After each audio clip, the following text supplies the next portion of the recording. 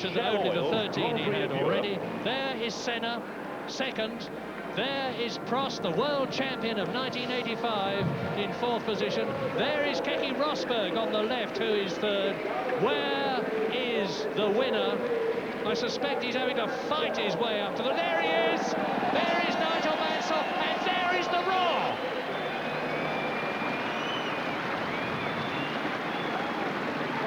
He's done it. I can tell from the expression on Nigel's face that he's tired. He was going to have 2 pain-killing injections to help him overcome the chest pains that he was having from those torn muscles after fighting the car to a standstill when his steering wheel broke in practice for the Belgian Grand Prix 2 weeks ago. Keke Rosberg, world champion of 1982, and Frank Williams, there's the smiling Frank Williams, who's now seen yet another driver join men like Alain Jones, Carlos Reutemann and Keke Rosberg as Grand Prix winners, and he congratulates the new world champion Alain Prost. But this was a day for 2 men. The little man in the middle, Alain Prost, with the charming manner and the winning ways, but there's the man with the winning way, with that very, very special cut glass bowl. Nigel Mansell, I don't think Nigel Mansell, I think he's in an exhausted state, actually. I'm sure he's suffering pain, and there's the magnificent gold cup. Senna, you can just see him. Yes.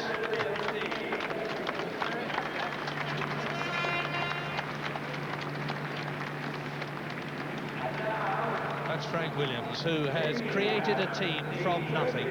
Frank, an ex-Formula 3 racer himself, who made money wheeling and dealing, buying and selling cars, living on the breadline in order to build a team.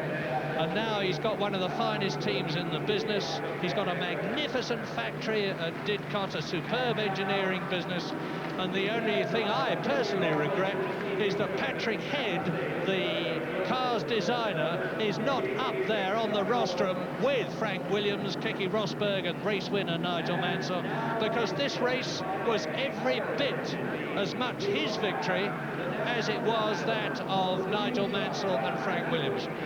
Well, Nigel, looking as though he's about to nod off and finish 20th, never mind having won his first Grand Prix. And I'm sure that's not because he's not very happy, it's because he's in a bit of a shape.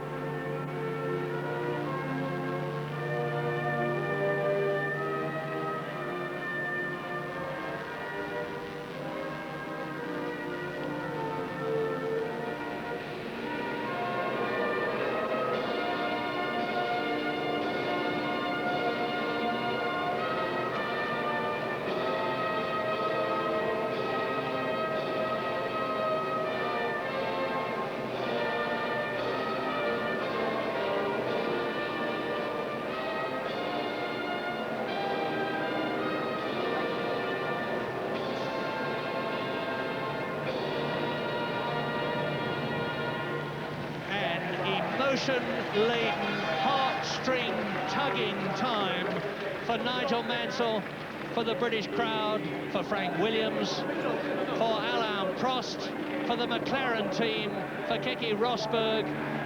And you can see that from the way Nigel is carrying his left arm and hand, that he has indeed got a chest muscles problem. Away goes the champagne, which I always think is a charm. Take that, Alain Prost. That's for being world champion. And that is a very good place not to be after a race, I can tell you. Ayrton Senna's got a face for and is stinging his eyes. Prost, the world champion. Nigel Mansell, the race winner, the 2 top men of the race. But let us not forget either that Mark Surer drove a super race, holding second place until his engine blew in the closing stages. So many of them did.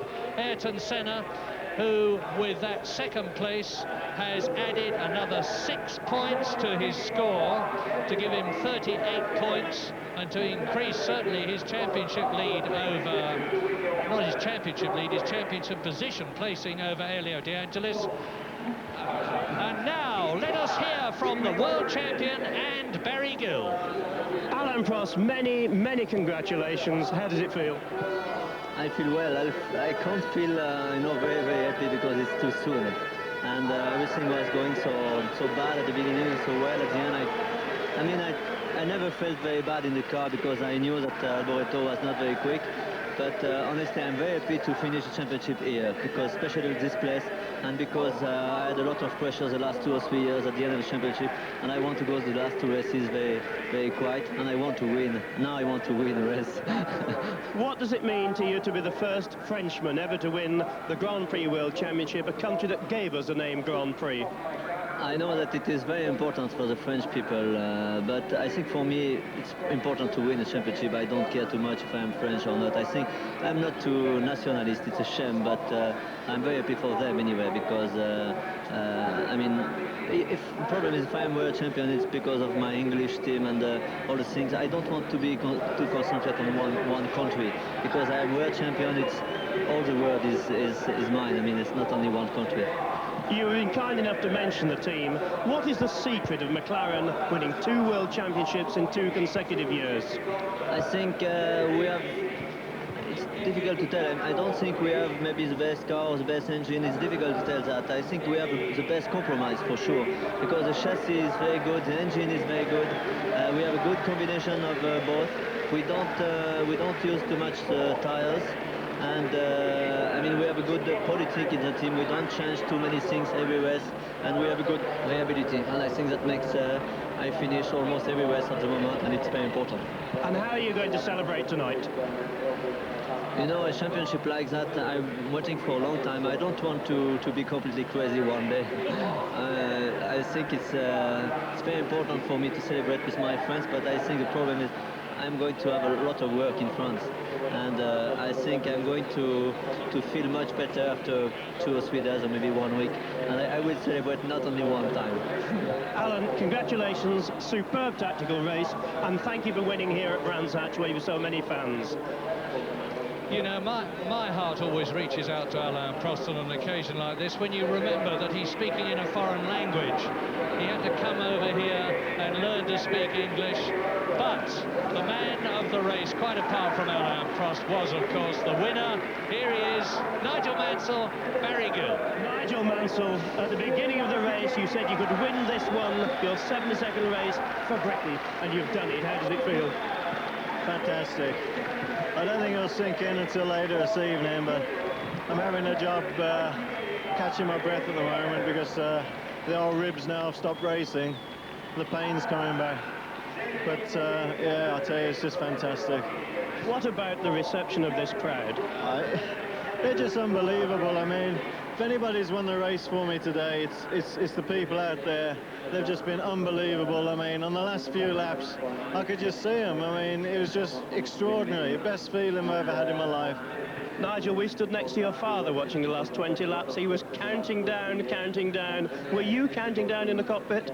No, I didn't want to. I mean, I was getting a little annoyed with my pit crew because they weren't telling me how many laps to go, but I knew why, because I saw lap 10, and then they didn't give me anything until lap 4, and then they didn't give me any more laps to go, and it was just the crowd that told me how long it was.